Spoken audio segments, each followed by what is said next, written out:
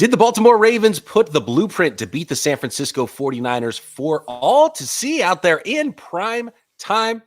Did Kyle Shanahan get outcoached? And some bright spots for the 49ers' ugly loss against those Baltimore Ravens. All that and more coming up on today's Locked On 49ers.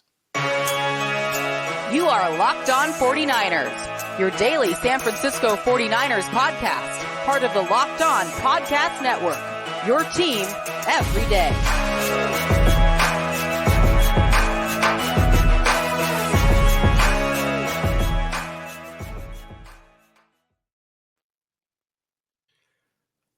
Welcome to Locked On 49ers. Brian Peacock and Eric Crocker with you as always. A very special guest on this Winky Wednesday that I will introduce momentarily. But first, I want to thank everybody for making us your first listen here on the Locked On Podcast Network, your team every day. Hope everyone had a great holiday and is maybe still in holiday mode, as I am, out on the road, getting a little traveling through the vein of Central California is where I am currently.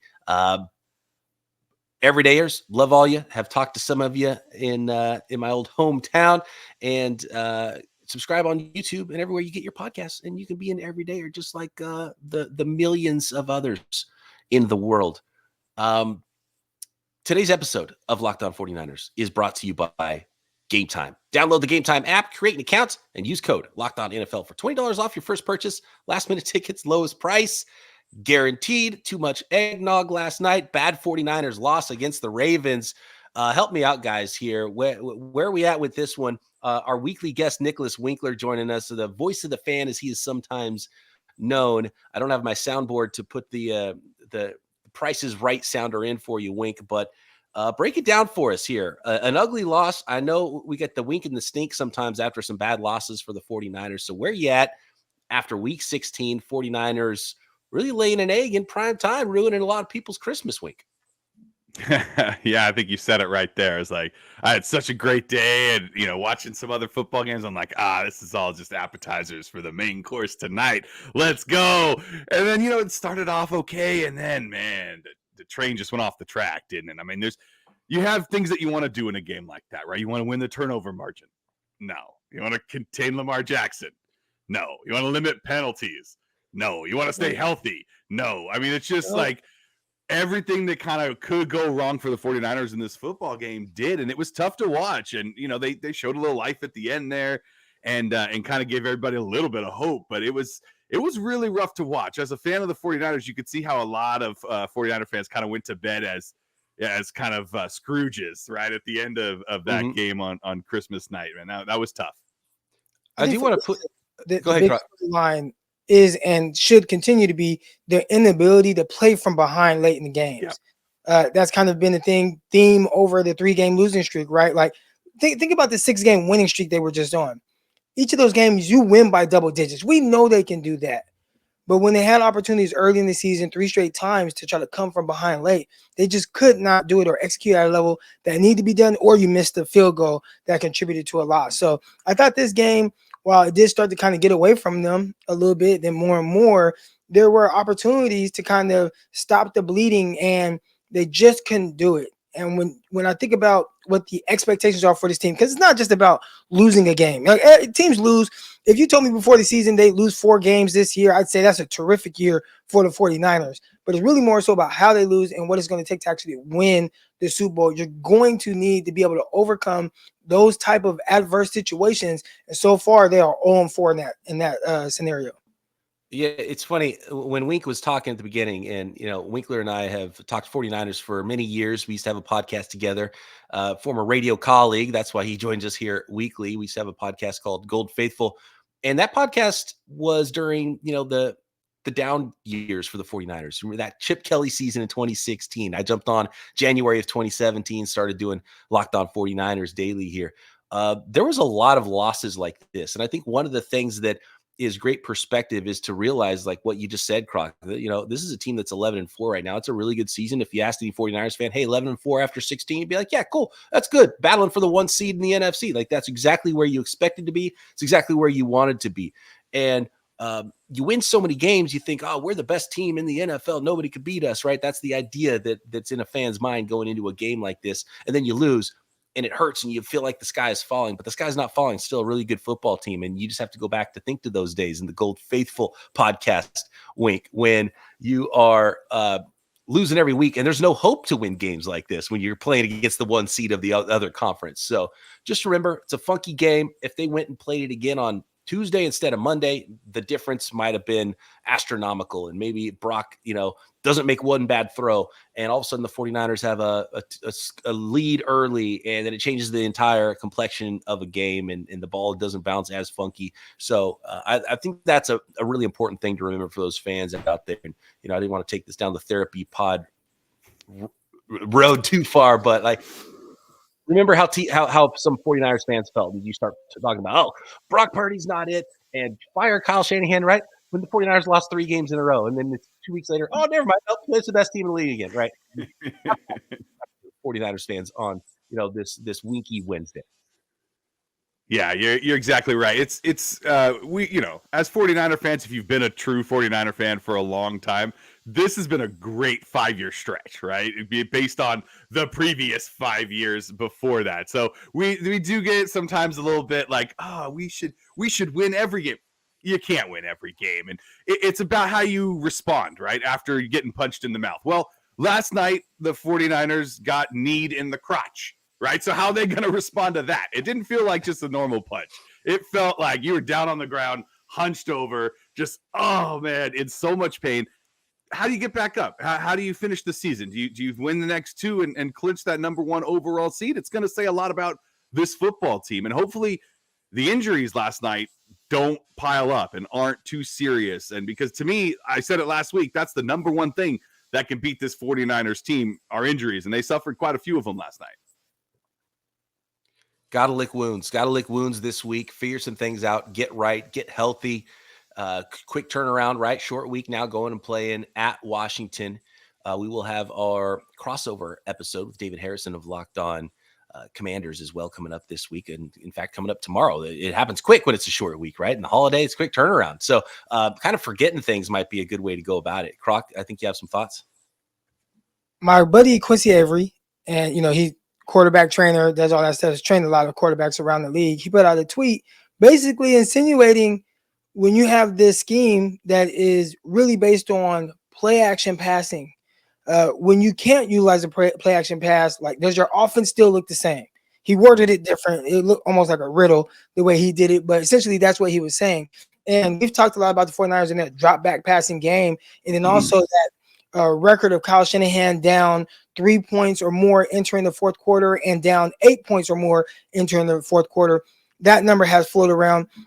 I think that continues to kind of go towards what I'm saying with being able to win these late games, right? When you're behind, can you rally? Can you win the game? Like, they haven't been able to do it, and Kyle hasn't been able to do it.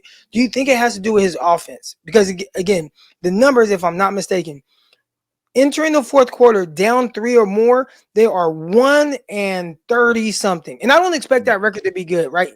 Most teams, you're entering the fourth quarter, you're probably not having a positive record when you enter the fourth quarter down multiple points or whatever. But to only have 1 victory in that scenario, and then when you enter the fourth quarter down 8 or more, you are 0-38. Why do you think that is? Is that something about the way that Kyle Shanahan calls games or the way he schemes things up or game planning? Do you think it has something to do with the quarterbacks that he's had or in the past?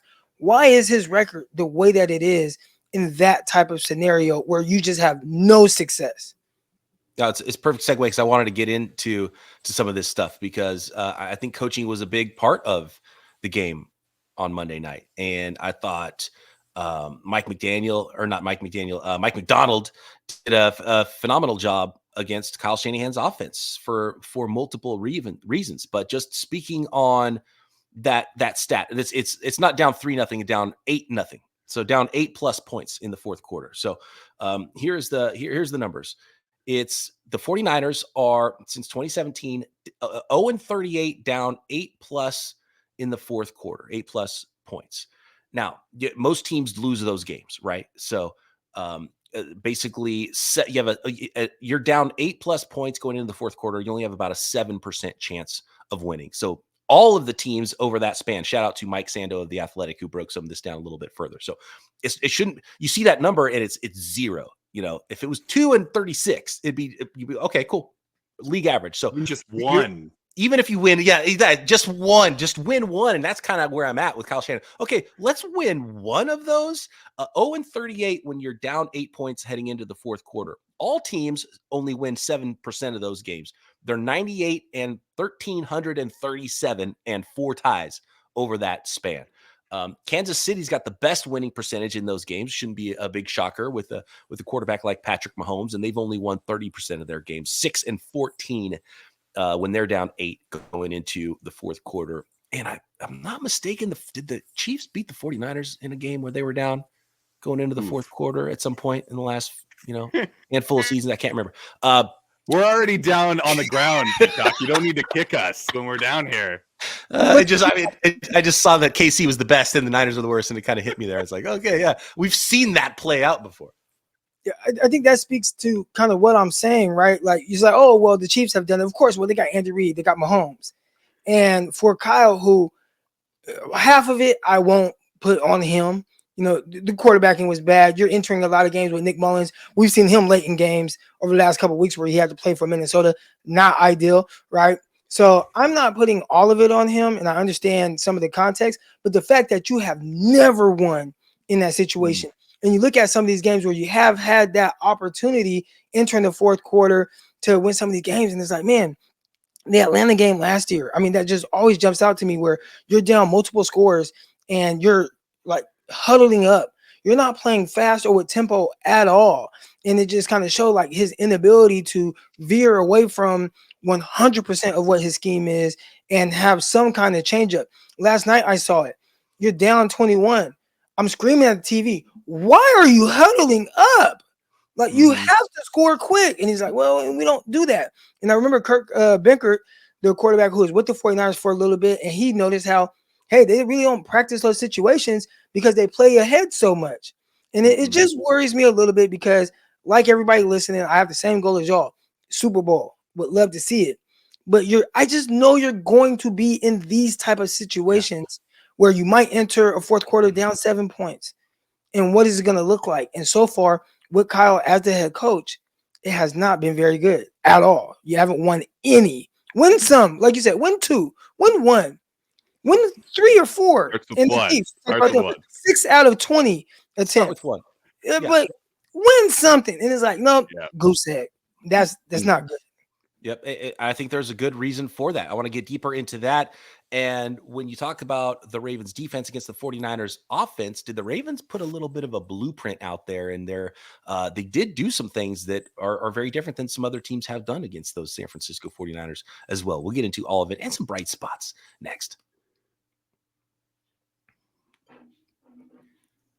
Today's episode of Locked On 49ers is brought to you by Gametime. You shouldn't have to worry when it's time to buy tickets for your next big event. You're going to a 49ers game. Maybe you're going to see a concert, comedy, theater shows, whatever events near you. Killer last-minute deals at Gametime, all-in prices, views from your seat, and their best price guarantee. Gametime takes the guesswork out of buying tickets. I love that you can see the view from your seat before you buy. But the best part for me is the hidden fees that I hate when I'm buying tickets to any big event. All-in prices at Gametime show you the total upfront, so you know you're getting a great deal without those hidden fees. Couple taps, you buy your tickets. It's right there on the app when you get to your event. It's on the app for you at Gametime. You don't have to go fishing through your email. And you get some special zone deals and where you pick the section and Gametime picks the seats for an average of 18% savings on those seats. And of course, you can get Gametime specialized in tickets last minute and even up to an hour after an event starts. So take the guesswork out of buying tickets with Gametime. Download the Gametime app, create an account, and use code LOCKEDONNFL for $20 off your first purchase. Terms apply. Again, create an account and redeem code LOCKEDONNFL for $20 off. Download Gametime today. Last minute tickets, lowest price guaranteed.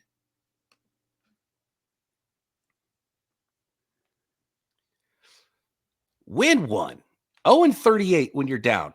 And there is something to it, right? There is something to it. The bully ball, the way the 49ers play, the way Kyle Shanahan coordinates an offense. I think it all comes together.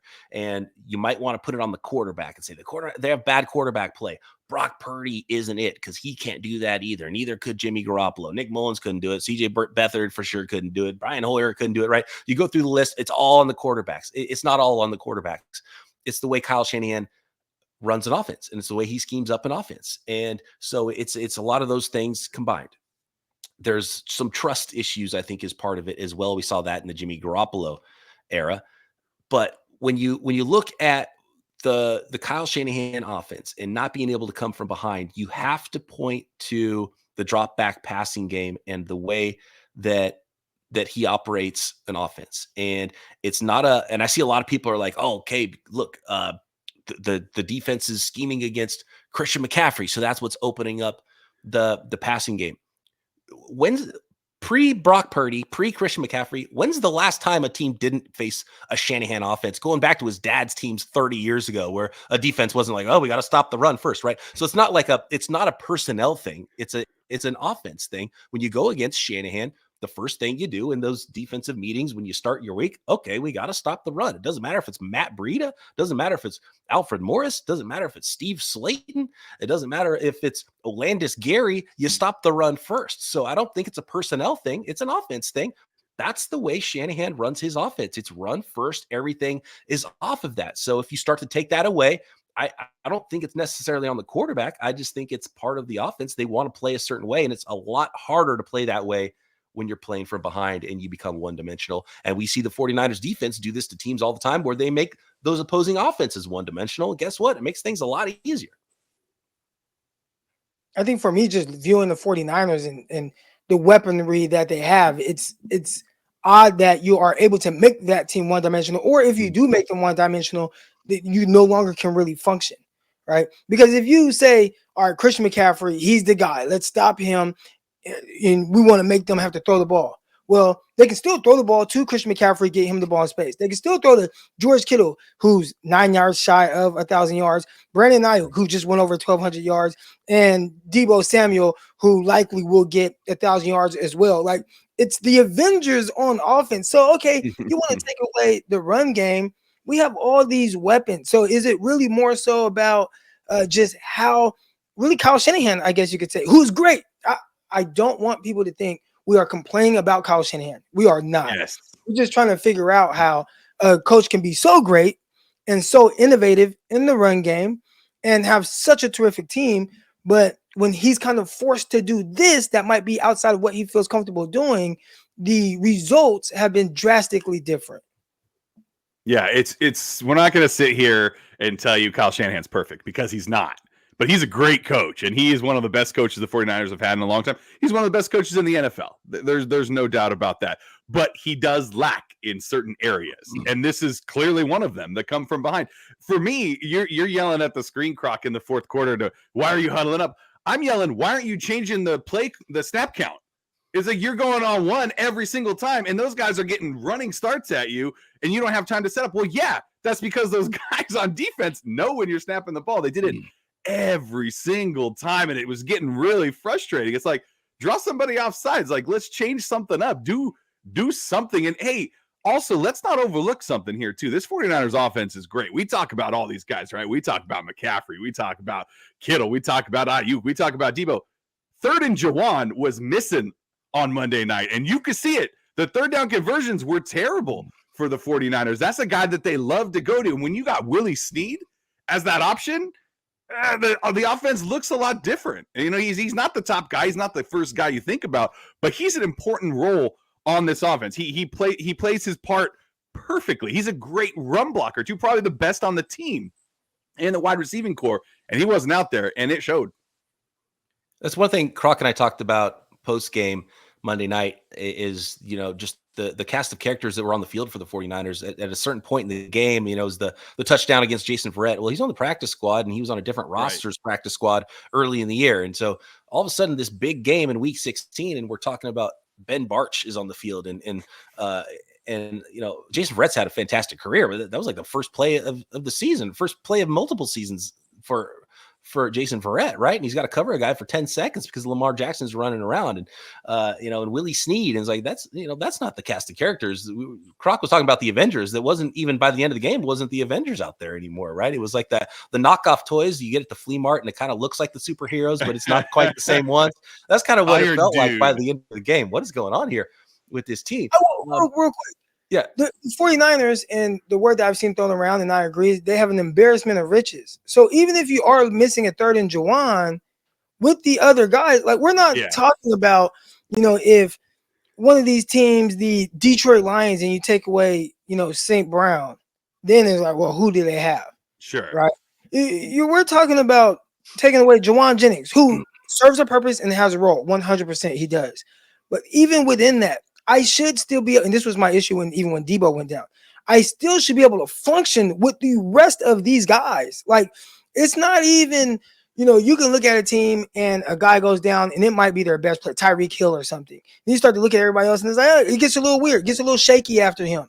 The 49ers have other guys that will likely be all pro. Like George Kittle will likely be an all pro tight end. Brandon Ayuk might be an all pro receiver this year. Christian McCaffrey will be all pro. Like, these aren't even just like, okay, you take away my best player and then there's just all these regular guys. Like, no, they are loaded. So even without Juwan Jennings, I don't think that should be the reason why you struggle to put up points or you struggle to convert on third down, because everything else, until the offensive line, you start losing all those tackles, then I get it. And even then, somehow Sam Darnold was able to function.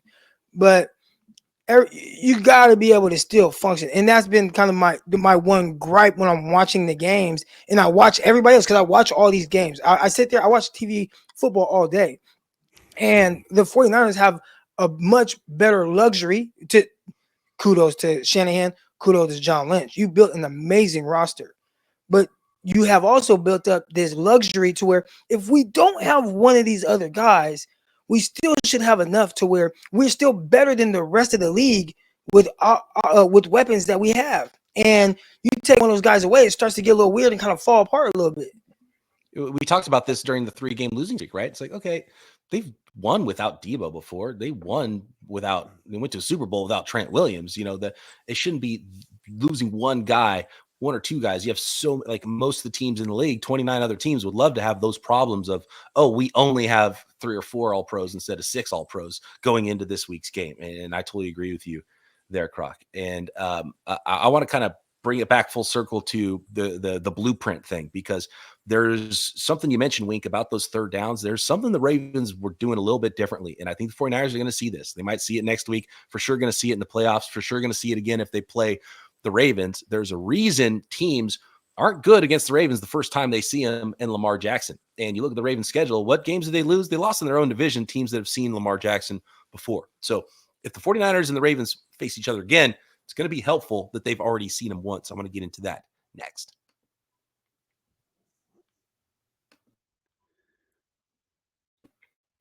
Today's episode of Locked On 49ers is brought to you by PrizePicks, daily fantasy sports made easy. The easiest and most exciting way to play DFS, and it's just you against the numbers with PrizePicks. Instead of battling thousands of other players on some fantasy formats, including professionals and maybe even sharks in the pool, all you do is you pick more or less versus the PrizePick projections on 2 to 6 players, and you watch the winnings roll in. Win up to 25 times your money if you nail all 6 at PrizePicks. Turn $10 into $250.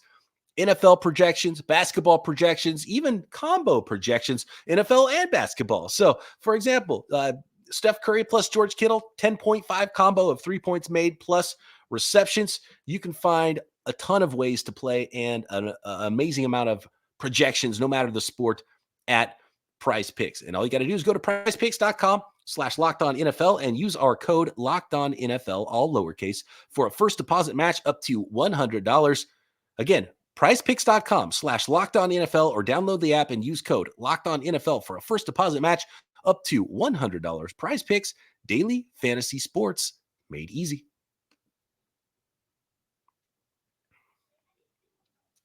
So, what's the blueprint? What did Mike Macdonald, who did, again, I think he did a phenomenal job. I think it's fair to say that the Ravens, they beat him on the field. They made more plays. I think the 49ers got outcoached a little bit in this one. And when you consider the difficulties when you consider what the 49ers do well and how they try to attack teams. So what does a defensive coordinator do? He says, okay, what are you trying to do? I'm going to change that up. You're expecting us to put everybody in the box so you have more space to operate in your passing game. You get more catch and run opportunities. So what am I going to do? I'm going to put more fast guys on the field. And you would think the 49ers would be able to run the ball better, but when it comes to third down and it's more of a passing situation, that's where I think we saw Mike Macdonald's Ravens defense really shine against the San Francisco 49ers. And I want to bring up the numbers here. It was, let's see. So the 49ers are the best in the NFL looking at expected points added, EPA per play versus base defenses and versus nickel defenses in the league. But they fall to 17th in the NFL against dime defenses, more DBs, more speed on the field, which is interesting. A team that's built against the run, dime defenses do better against the 49ers, which is really interesting. So, and it's even against the run, which that happens. So let's see. Baltimore has not used 6 defensive backs all year, but they, and one of the things I wanted to bring up before the game with you, Croc, when we were doing our keys to victory, is the 49ers and the Ravens are 2 of, I think, only 4 teams in the NFL that use 4 different defensive coverages as much as 20% of the time. So 2 of the most multiple defenses in the league. The 49ers use a lot of cover 3. It's the one they use the most, but they still don't even use cover 3 more than league average. They use a lot of cover 4, cover 1, cover 2. So they use a lot of different coverages. The Ravens are similar. On 3rd and 5, the Ravens were using a 3-2 dime, something that they have not done all season long. So they've only had 6 dime snaps on the year prior to facing the 49ers. But what they wanted to do against the 49ers, get more speed on the field, and they would blitz some of these guys. We saw how quick some of those blitzes got into Brock Purdy. Then they had more speed on the field to cover everybody out of the backfield, not get their slow guys against the 49ers fast guys, whether it's linebackers, whether it's Debo, whether it's tight ends. So I think if you're talking about blueprint, I think the 49ers, people tend to go big against the 49ers, and then the Niners torch the back 7 and torch the big players with their speed and their run after catch. I think maybe Kyle Shanahan is going to have to look at some teams playing some more dimes, putting some more defensive backs on the field to run and cover San Francisco 49ers players, and maybe blitz with a little bit of speed with some of those players as well, and just show some different looks instead of saying, okay, we're going to play into your hands and put 8 in the box, and then you're going to torch us behind our slow guys. Done. Yeah, for me, I think it's end of podcast. The 49ers are screwed. The blueprint's out there. I don't even know what to say after that. Well, I think what you're saying is true. I mean, and it's better to happen now, right, than in 3 weeks from now when the playoffs start. Like, this is something that, the 49ers maybe got a little bit exposed in this football game, and that's probably a good thing. It's probably like, hey, whoa, I'm glad we found this flat tire before we really started on our journey, that kind of thing. So it could all, in the end, be a great thing. Like, okay, we need to figure out how we're going to beat this, because now teams are going to throw this at us. Baltimore just showed everybody this is how you really stop the 49ers, especially on 3rd down. How do we fix this now? How do we go around this? I think with all problems, right, you don't know until you know. So if this wasn't something that bit the 49ers throughout the year, and then finally you come across it, I do think that not just this is a perfect time. I think it would have been a great time in week 5 if something like that would have maybe exposed something that you're doing. So you have the opportunity to go and make the adjustment. And, every football coach would tell you it's all about adjustments. Right, just understanding. Okay, this is what we like to do. This is how someone might attack us. Okay, like now let's make our adjustment to their adjustment. And the more you do that throughout the year, the more you're prepared for it when those elimination games start to happen. So definitely would like to go through that now as opposed to later. And all of a sudden somebody throws you a curveball in the divisional round that you're not ready for. I think they'll be more prepared for it if someone tries to do that again. And it's really on Kyle to go into meetings and say, okay, this is what they're doing. This is how they're trying to do it. And he's sitting down with the rest of his little brain trust and buddies and, all right, this is how we're going to attack that. And it might be something simple. It might be something that's a little bit more difficult. And I've been listening to this podcast called Make Defense Great Again. And I was listening to one coach talk about how they picked up on this nugget at the Senior Bowl with John Gruden. They were all sitting there drinking, and Gruden had threw out like, man, if teams, he started drinking a little bit, started letting some of his thoughts out. If teams blitz us this way versus our run when we want to do this, we have nothing to combat that. Like, we just haven't come up with a way. We've been trying to figure it out, but we don't have anything for it. So what that team do? They started doing that, and then that helped that team also, since they incorporated that into their defense. That's how they defended the Wildcat. If you guys remember when that first came out, that first phenomenon.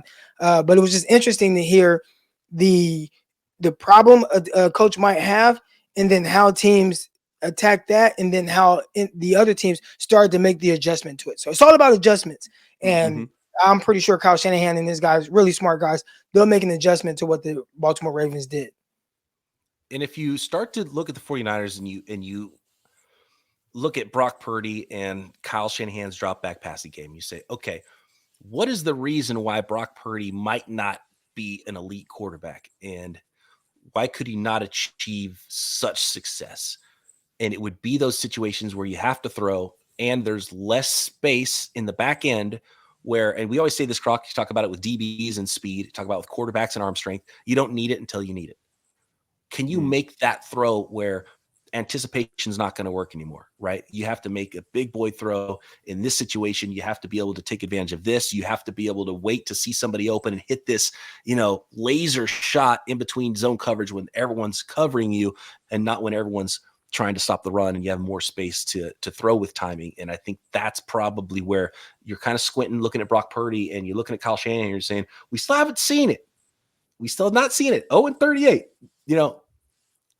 we still want to see that. And if teams start making Brock Purdy's windows smaller and the ability to anticipate and just play with timing isn't quite enough, and you have to throw some laser shots in there. And I'm not talking about a nice little, arc rainbow throw 40 yards down the field, nice deep ball, because Brock Purdy has that, and that's plenty, right?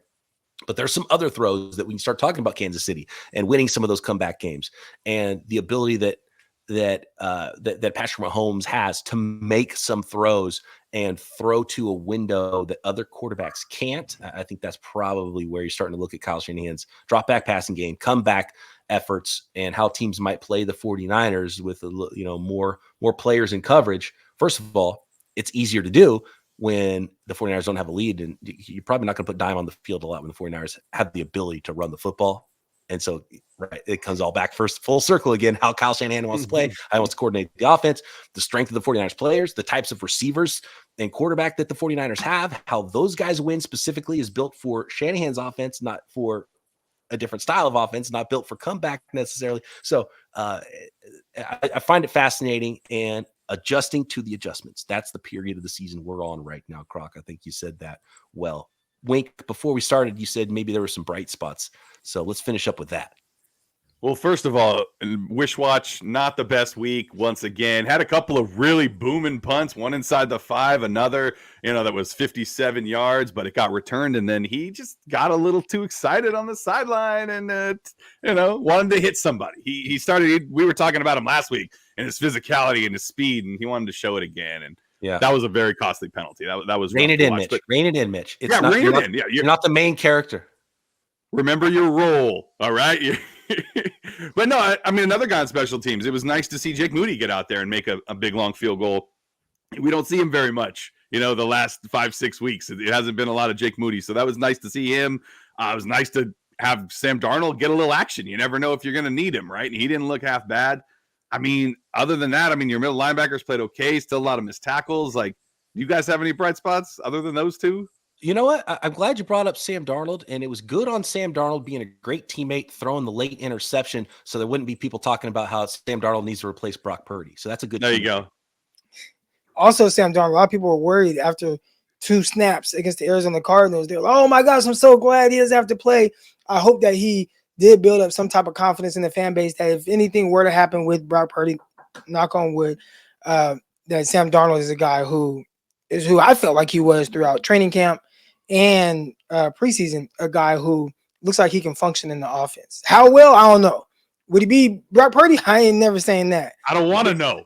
He's better than Josh Johnson. But it was good to see him in this game come in and like, okay, that was a good throw. Okay, on time with that throw. Nice layer throw there. Okay, moving in the pocket a little bit, trying to make throws on the move. There was some good things he did that at least all right, got a solid QB2 for whatever that means. All right. Thanks, everybody. Happy holidays out there. We're moving on to the Washington Commanders, as are the San Francisco 49ers in Week 17. Croc and I back tomorrow right here. Locked On 49ers. See you. Just win one.